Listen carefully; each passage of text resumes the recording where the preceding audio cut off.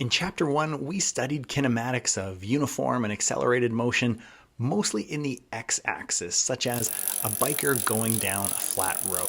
But in this video, we're going to look at if that uniform motion in the x direction encounters some acceleration in the y direction. Kind of like if that biker went off a cliff and accelerated due to gravity. This is called a horizontal projectile because something is launched horizontally from a height and into the air. So let's take a look at how to solve questions with horizontal projectiles.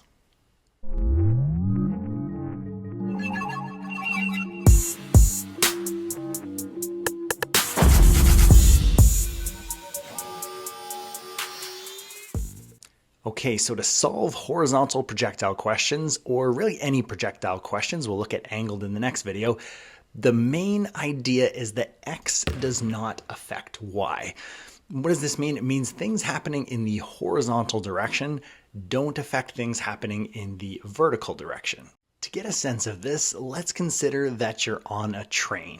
Now, if the train is not moving and you had an object and you throw it up and down, it should go up and down just as you normally expect it to.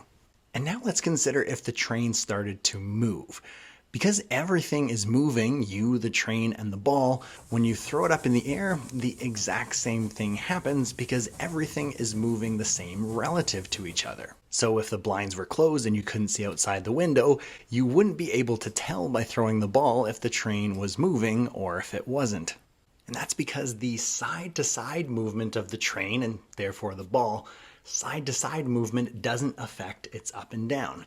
Its x doesn't affect its y. We can see this in this demonstration with a cart that launches a ball vertically upwards, and the ball stays above the cart the entire time and falls right back down towards the barrel. So how we're going to solve these questions is look at the x and the y separately. Let's start with the x. Imagine they're going 5 meters per second. That's not going to change because we're falling in the y. So 5 meters per second is the velocity in x the whole time across.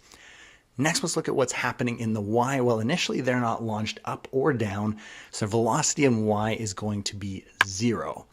Now that velocity is going to start to increase as soon as we go off the ledge, just like dropping a ball. It's going to increase to 1 meters per second, 3, 7, and it's going to keep increasing due to the acceleration of gravity.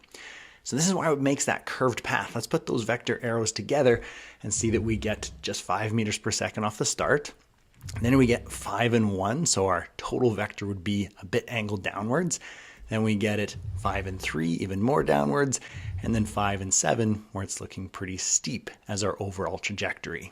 And if we combine all this together, it makes this curved motion. So let's try solving this question where the biker is going at 5 meters per second off of a ledge that is 3 meters tall. And the question asks us to solve for what's the distance that they land from the bottom of the ledge. Okay, so the big idea is to look at x and y separately. So let's kind of darken this and look at our x and our y. And where I would start first is what are they asking for, a value in x or a value in y? And this question is looking for a value in x. Okay, so now we're going to look for formulas in x. We saw in the last animation there that we're going at a constant velocity, a constant speed in the x direction. There's only one formula for uniform motion there, constant velocity, and it's v is equal to d over t. Okay, we're trying to solve for the distance in x here, so I just got to solve for d. I rearrange and it should be velocity times time. Things seem to be going well so far. Let's take our velocity. We're going 5 meters per second in x times, all right, we don't have the time. Okay, so we're going to run in this scenario where we don't have the time, but fortunately, the one thing that is the same in x and y is actually the time. The time that you travel in x is the same time that we're traveling in y when we're launched off of the edge. So if we could figure out how long it takes to fall, we're going to know how long we're traveling forwards at 5 meters per second in x. So we're going to go to y to try and figure out the time of the fall. Now we're not going to use v is equal to d over t because it's acceleration in y. So we're going to have to look at those variables for accelerated motion, vi, vf, a, d, and t. And let's see what we have. So vi, let's start here.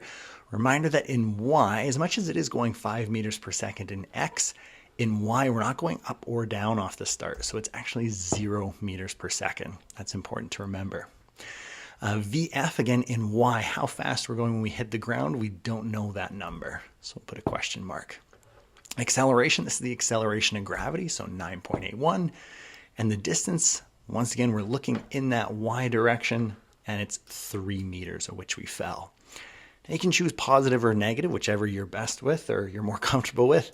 But I'm going to call 3 meters down negative, so I'm going to make that 3 meters down. All right. Actually, I have to do that because I've made negative 9.81 for gravity. So I called down negative there. I got to stick with the negative here. Okay. Now going to time, I don't know that. That's the whole reason why we're over here. We got to solve for time. So I'm going to solve for that. It means VF doesn't matter. That's the one that I don't want in my equation. So I'll look at all the equations on your formula sheet, and the one without VF should be D is equal to VIT plus half AT squared.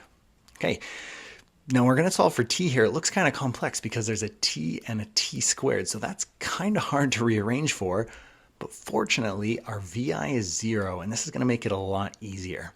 Because if VI is 0, 0 times whatever the time is up here, times 1, 2, 3, 4, any amount of seconds, 0 times that is just 0. And 0 plus anything isn't going to matter, so we can cross out this term of VIT since VI is 0. That makes it a lot easier to rearrange. We'll times by 2 to cancel out the half, divide by A, and then square root. So it gives us this formula of 2D over A square root is going to give us the time. Okay, let's plug in our values there. 2, negative 3 for the fall, negative 9.81, and we get a value of 0.782 seconds. So that's the time that we're falling, which is useful if that's the time that we're moving across in the x direction as well. So just to finish off the question, we have time. Now let's throw that back in to x. We're going to go 5 times our time, and we get an answer of 3.9 meters. So as they fell for 0.782 seconds, they moved across 3.9 meters, and that's our answer to the question. And that's it, a pretty quick one for horizontal projectile questions. I hope that helped you figure out how to solve them. Thank you so much for watching this video, and I will see you in the next one.